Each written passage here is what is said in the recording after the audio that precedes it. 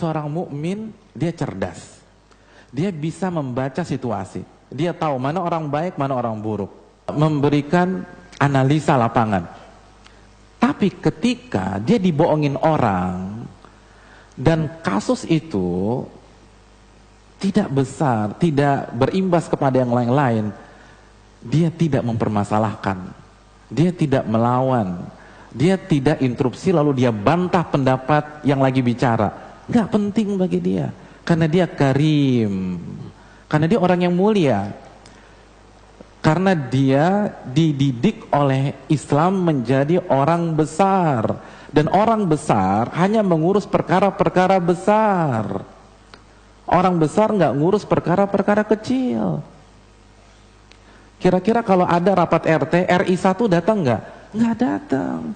Karena level RI 1 sidang kabinet, bicaranya sudah Sabang sampai Merauke, bukan tingkat RT lagi. Orang-orang besar main di level atas, tanpa mengurangi hormat kepada Pak RT dan segenap kabinetnya. Tapi jelas itu faktanya. Nah, mukmin juga demikian. Kita Allah nggak suka kan? Apa kata Nabi SAW? Allah tuh nggak suka safsafatil umur dalam sebuah hadis. Allah tuh nggak suka kita ngurusin yang kecil-kecil, yang perintilan-perintilan tuh Allah nggak suka. Jadi kalau ada, nggak setiap ucapan tuh dibantah, nggak setiap sebuah statement di sosmed dikomenin. Waktu habis, Anda dihisap sama Allah. Apalagi cuma masalah-masalah dunia. Bukan berarti tidak boleh ya, tapi yang sekarang terjadi udah kebablasan. Orang besar hanya ngurus masalah besar. Apa masalah besar? Antum cek surat Al-Hajj ayat 1.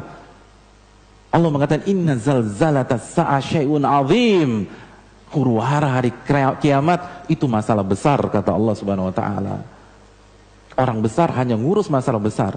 Kita harus berpikir apa yang bisa kita jawab pada hari itu. Bagaimana kita berhadapan dengan Rabbul Alamin? Apa alasan kita kalau Allah bongkar semua skandal kita? Itu masalah kita. Adapun masalah dunia, dibully, digibahi, nggak usah antum pikirin. Buat apa konferensi pers hanya untuk bela masalah dunia? Itu masalah kecil. Masalah kecil itu masalah dunia. Bukan saya mengatakan, Nabi yang mengatakan laukanatid dunya ta'dilu indallahi janaha ba'udah masaqa kafira syurbatan ma. Kalau dunia itu senilai dengan 1 dari 2 sayap nyamuk, orang kafir tidak akan Allah berikan minum.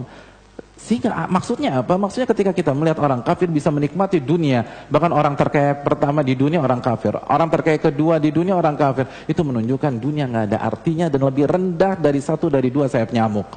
Itu masalah rendah. Jangan sampai membuat galau hati kita. Jangan sampai seluruh pembicaraan kita di sosmed gara-gara dunia. Jangan masalah gara-gara dunia akhirnya bantah-bantahan sama orang. Sesuatu yang nggak berharga nggak usah dihargai, diketawain orang.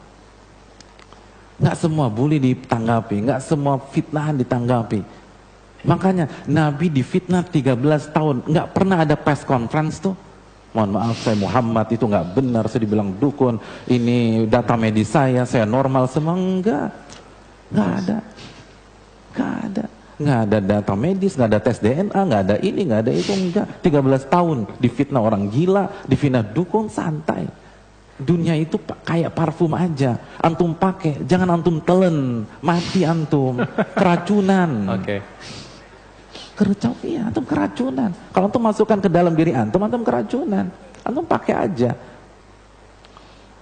Orang mukmin itu nggak bahas masalah rendahan, nggak penting bagi dia. Tapi kalau udah bicara dosa, bicara adab kubur, bicara berhadapan dengan mungkar dan nakir, iya, dia pay attention di sana. Dia akan dengar. Dia tahu dia akan berhadapan dengan Allah. Di benaknya ada sebuah hadis riwayat Imam Tirmidzi, la tazulu qadama 'abdin yaumal qiyamah hatta yus'ala an arba. Tidak akan beranjak kaki seorang hamba kecuali dia ditanya tentang 4 perkara. Wa an umrihi fima afnah. Dia akan ditanya tentang waktunya, usianya bagaimana dia habiskan. Dalam riwayat wa an syababiha fima ablah, dia akan ditanya tentang waktu mudanya. Itu waktu muda dari balik sampai 40 tahun akan Allah bongkar sehabis-habisnya. Klub mana aja yang udah kita kunjungi, pub mana saja yang sudah kita kunjungi, daftar cewek kita itu diinterogasi semua, atau cowok-cowok kita diinterogasi semua dibongkar sehabis-habisnya. Wa an syababiha fima ablah, apa yang sudah masuk ke dalam tubuh kita itu di audit semua, mulai dari pil koplo, gorila, sampai sabu, sampai semua dibongkar.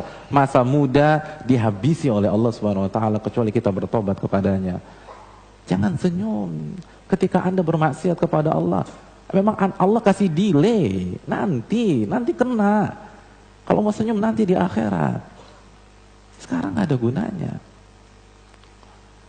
Seorang mukmin dia tahu itu, makanya masalah-masalah ini nggak penting. Yang terpenting adalah bagaimana hak Allah Jalla wa Ala, bagaimana hak Rasul Sallallahu Alaihi Wasallam, bagaimana hak orang tua sudah saya tunaikan atau belum.